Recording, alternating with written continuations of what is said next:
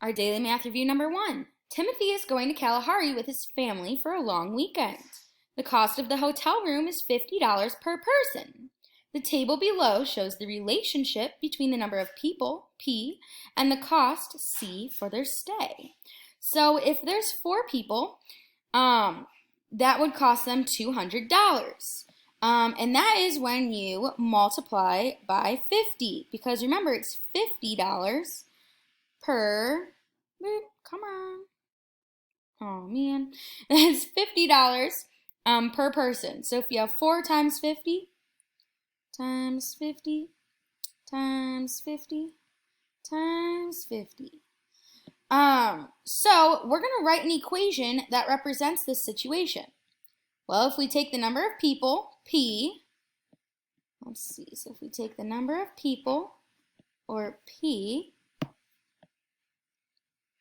and we multiply it by 50 times 50, you'll get your total cost. Or you can write it like this, 50p, because that still means 50 times p, or p times 50. So either of those work. Either of those work. So if we do have 50 times p, or 50p, equals that total cost, if we put that cost in for 6 people, it would be 50,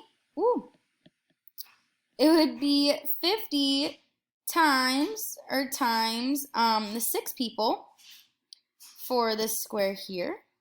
So 50 times 6 is going to be the total cost. So our total cost is going to be, well, I know 5 times 6 is going to be 30, and then I keep that other 0 there. So 300 is going to be our total cost for 6 people. And that's going to be it for our DMR number 1. Great job.